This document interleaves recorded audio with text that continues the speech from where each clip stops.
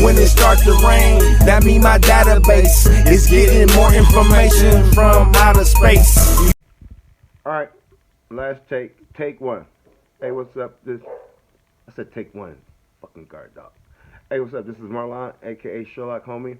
This channel, these videos are for one group of people. The Sherlock homies. If you don't have this book, this channel is not for you. This video is not for you. Lifetime membership, Sherlock Homeboy. You need my book. The Edict of Marlawn. It's a journal about my thoughts and rituals every day of the year, 2 pages per day. Oh, you can stay if you're an affiliate too. If you're an affiliate, just send me a letter, send me a text, send me an email. Donate $1 in the last 30 days. You're a Sherlock affiliate. So if you're not a Sherlock homie, you're not a Sherlock affiliate, you got a bounce, partner. We don't care about views. We don't care about subscribers. We don't care about likes. We care about Sherlock homies. Until next time, people. Oh, back to this dumbass video. And I'm back. What's up, people? This is Marlawn, aka Sherlock Homeboy. Back once again in an intimate setting. I got a little extra time. I ain't doing nothing but minding my business, being nosy. Today we're gonna check out who killed Chelsea Hill. Teen dragged down the street and hit and run. And I'm learning fast. These hit and run cases, they are so sad, and not the hit part, the run part. And I'm following this in the same category as pedophilia. The system is set up for, let me try to pull this off, leniency. It's your birthday, and I'm starting to learn the law doesn't match the horrific crime. And if you wanna kill somebody, put down the gun and pick up the Oldsmobile. 20% of the time, and just as lethal. Alright, people, I know nothing about this case. I'll do that for a screensaver. Let's go see what they talk about. See, can we help? I'm Vinny Politan. Thanks so much for joining us tonight here on Closing Argument. And it's the time of the program where we open up our unsolved case file and shine a light on cases that have not been solved. People who are searching for justice and an answer.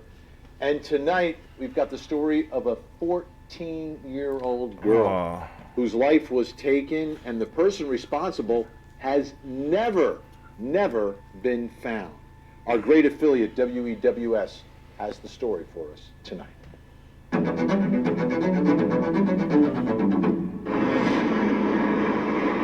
It is an intersection we drive through often. East 40th and Carnegie in Cleveland.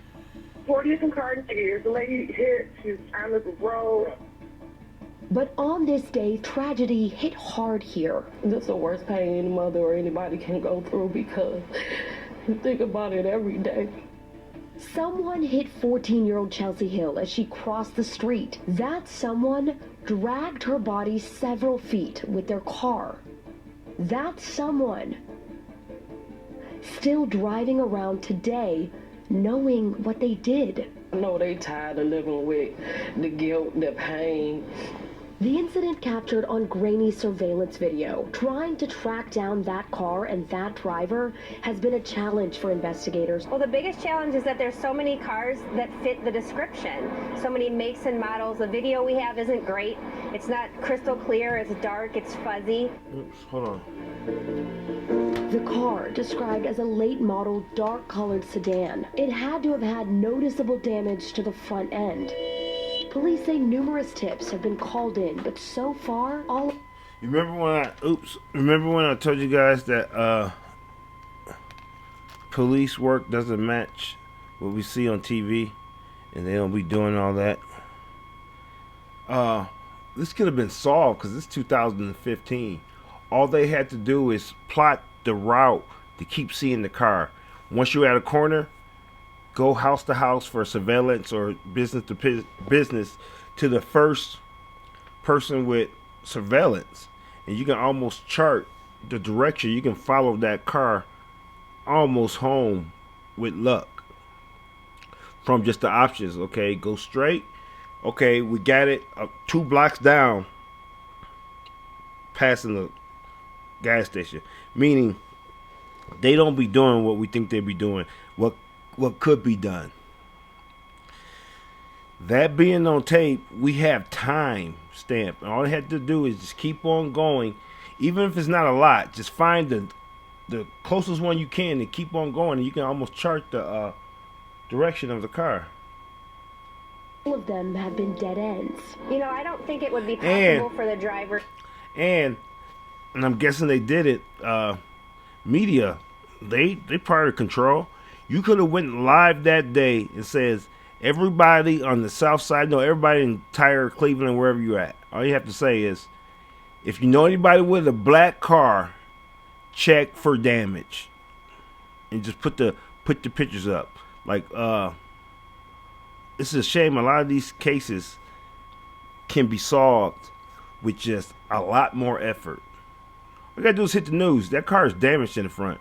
All you gotta do is hit the news. That means they can't even bring that car out the garage. People gonna be looking funny when you trying to get parts or whatever. Your homeboy come over like, oh man, I heard they. So basically, I'm saying they need to really start trying to solve these cases instead of doubling back 5 and 10 years later, like somebody really care when all the evidence and the timing. It's all about timing. The timing was there to solve this easily. To not know that they hit something. Justice for my baby, justice for Chelsea. Somebody to come forward, please. Chelsea's mom, Annette, calls investigators at least twice a week, every single week, waiting for an update, praying for an answer. You want to hate that person, you want to hate everybody, you want to be mad at everybody, but it ain't going to do no good. My baby is gone. All I'm asking for back is just justice. That's and official. Just let me have a little peace in my heart. So the car that hit Chelsea, that could be anywhere, but the person driving it and the people that know that person, they are likely still around. And that is who Cleveland police and Chelsea's family are hoping will speak up and help find her killer. All right, folks, if you have any information, and again, we posted this on my Facebook page, you can share it, you can take a look at that video. The phone number is 216-252-7463. 216-252-7463. It's been 6 years. 6 years is a long, long time to go without an answer. A long time to go without any justice, especially in a case where there's a video of what happened here. It's incredibly heartbreaking, but we're going to continue to cover this story and stories like it. We've got a special guest joining us by phone tonight from Cleveland, Ohio, is Chelsea's mom, Annette Hill. Annette, thank you so much for joining us tonight. Thank you for having me. I want to start our conversation tonight and talk about Chelsea, 14 years old. That's an age, you know, I have children as well, that's an age where they're becoming their own individuals, they're becoming their own people. Who was Chelsea, and what was she like at that age? Chelsea was a sweet and caring person. She would get her shirt off her back. I mean, she was sweet and kind-hearted, and she would, you know, do anything for anybody. I mean, she was just a little sweetheart. And like you said, you know, she just was just coming into herself, knowing herself and stuff like that. And it was just like a short time for me to really get to, you know, to know all the things about her. You know, so it's sad to say. I mean, it's a lot for me that I had with her to share, you know, that we shared together. But also at the same time, it still wasn't enough time to really, like, to, you know, to know and to what person will she become. I know exactly what you're saying, Annette. I know exactly what you're saying. I think the folks at home understand it as well. This has been 6 years for you.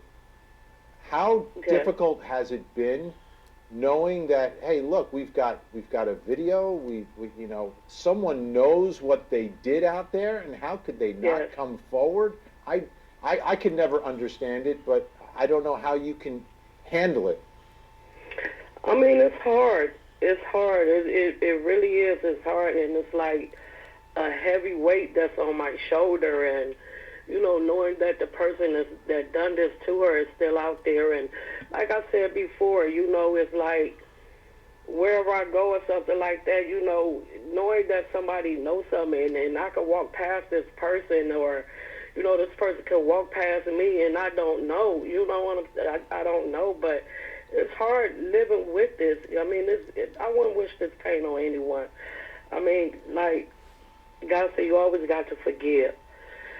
And I just want justice for my baby, because she did not deserve what happened to her. She should have still been here with me.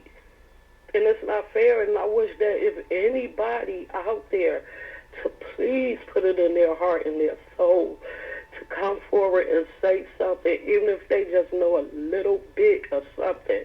Just say something, because it might make a difference. You know, because it's hard dealing with this pain every day, even though it's not going to go away, it's not going to bring her back. But at least that part of that weight would be lifted from me and my family, because it's a hard place to be. It doesn't go away. It's every day. It's every day for you. Yes. Let's go back to that day. Where was she going? Where was she coming from? Well, I don't know, because Chelsea have left home. She have left home. She have left home, and she was gone for 2 days. And, you know, I had put out a report, was looking for her and everything. And then I remember that day, actually that night when I got the... Excuse me. Take your time. Take your time, Annette.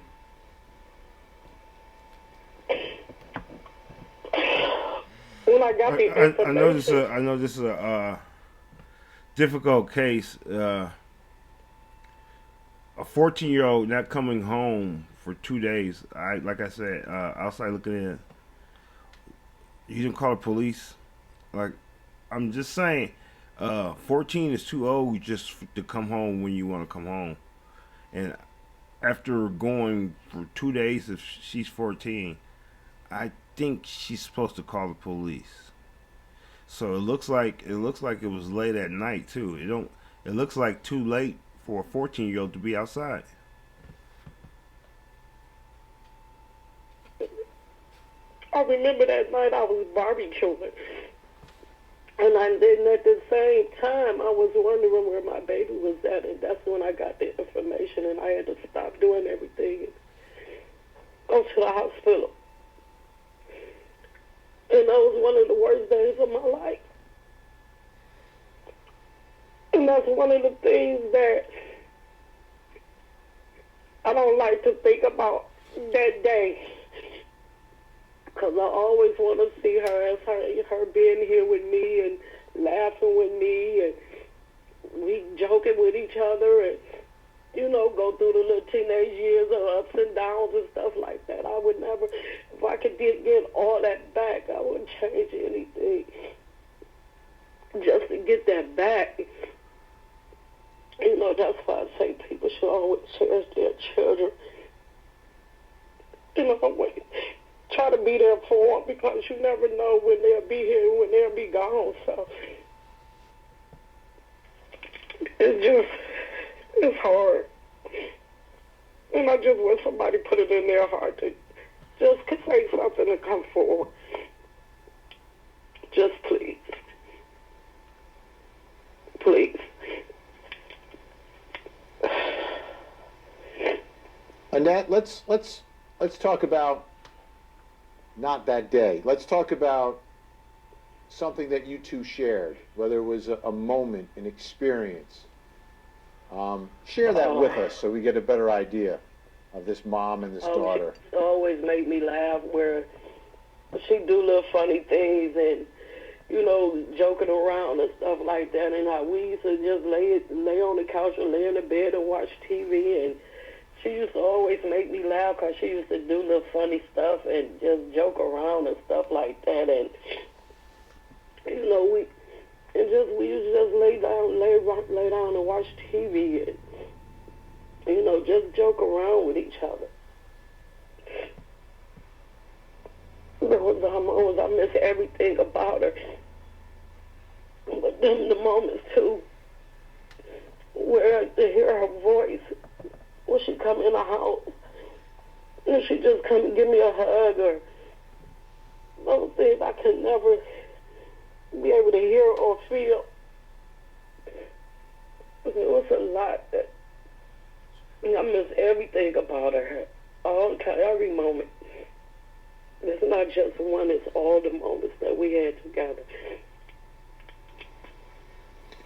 Annette, you know, what we're doing is we're sharing all these stories online as well and encouraging our viewers and followers to share it as well to get the word out. And as we do that, people have been leaving comments, so I just wanted to share a few of them with you. Marco! Y'all gonna get used to y'all gonna get tired of this dumb video. Hey, this is for Sherlock Homies only. Welcome to my page. My name is Marlawn. This is Marlawn 7 channel. This channel is dedicated for one group of people. We don't count subscribers here. We don't count views here. We don't count likes. We count Sherlock Homies. And there's only one way to become a Sherlock Homie. You must own this book, The Edict of Marlawn. That's my book. It's a daily journal of my thoughts and rituals every day of the year. So if you don't have that book, you cannot be a Sherlock Homie. But you can be a Sherlock affiliate. This is how you become a Sherlock affiliate. Like you send me a letter. Send me a letter, send me a text, send me an email. Donate $1. Just $1 within the last 30 days. You're a Sherlock affiliate. So this channel is only for Sherlock affiliates and Sherlock homies. Everything else don't matter. Now you got a bounce partner. Till next time, people. Thanks for your support. On to this dumbass video. Tommy Hilfiger. Okay. Missy wrote tonight, "This is utterly heartbreaking. My prayers are being sent to the family. I hope this case can be solved soon so this young lady can rest in peace and her family can have some closure." Rosham tonight, "That's heartbreaking. Whoever the driver is that hit this 14-year-old young lady should come forward." And Anita is sending prayers for this family and hope they find who did this. Annette, I know this is so difficult for you, but we really do appreciate you sharing your memories tonight, and know that folks who are listening, myself included, are going to have a much different perspective today, tomorrow, and the next day when we're, and for every day after that when we spend time with our children. And I want to thank you for doing that for us, because you've suffered a loss that no one should suffer, and but I think you've helped a lot of people tonight who are going to take that extra moment to do and to share those moments that you won't be able to.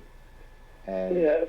and our thoughts are with you and your family, and we're not going to let go of this story, and that we will continue to follow up. I appreciate it. We will continue to follow up.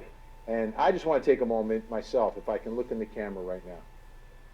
You know, if you were driving that car, you need to come forward. If you are a human being, if you have any thought of goodness in you, come forward. Pay whatever price you have to pay. Think about what you did. Make it up now. Now is the time. 6 years is too long. This family deserves peace. They deserve some sense of justice. And you need to come forward. Annette, thank you again. Our thoughts are with you. Thank you so much. All right. Thank you so much. We'll be back.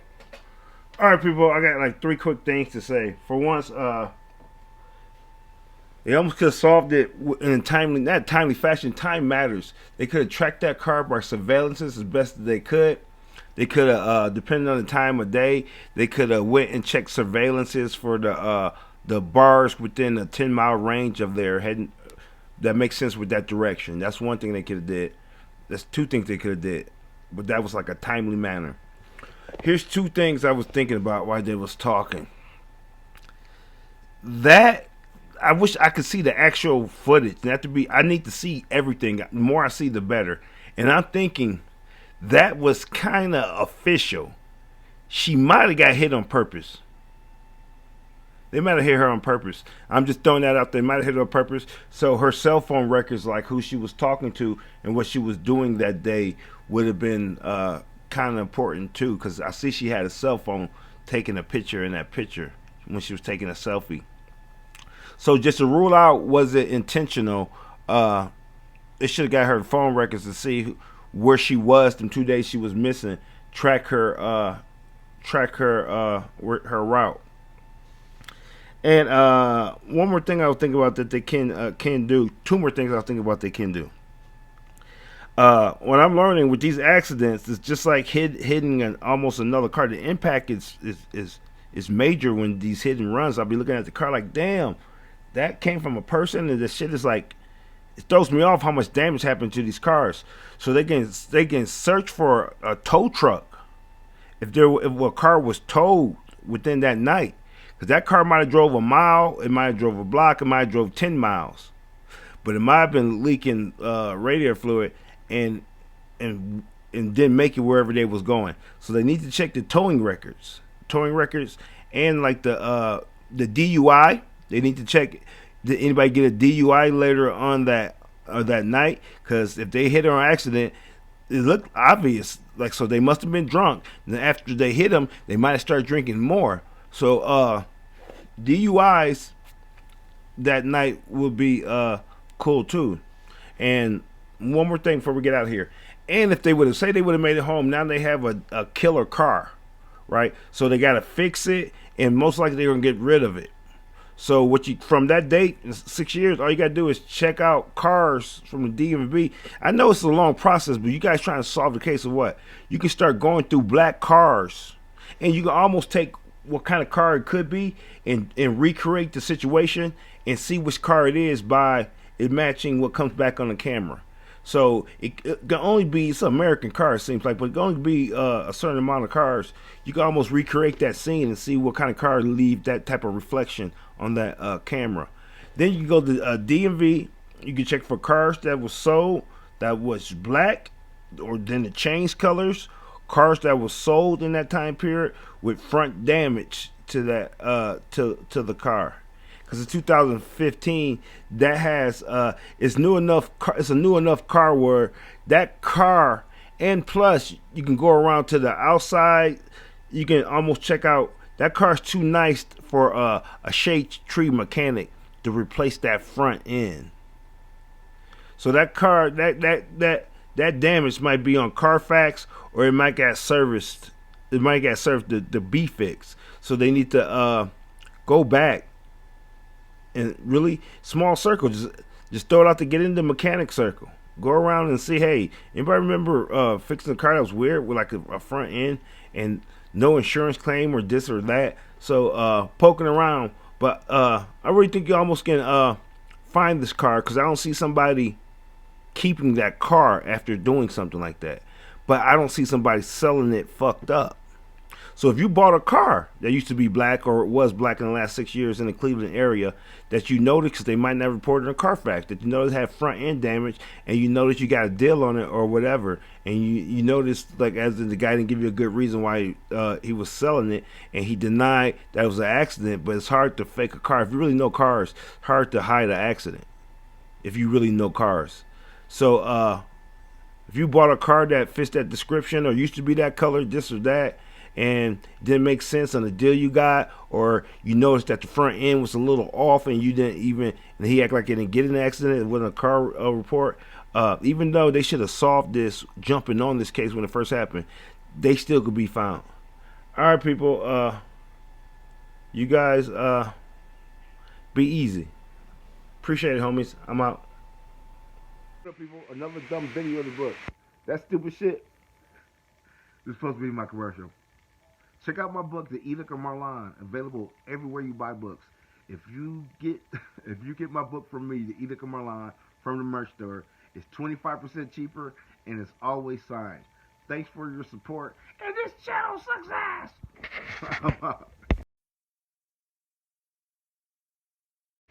Hey nephew, it's the small things. It's the small things. Thanks for the mail, baby. Thanks for the mail. The marathon continues. We all we got. We all we need, baby. We all we got. We all we need.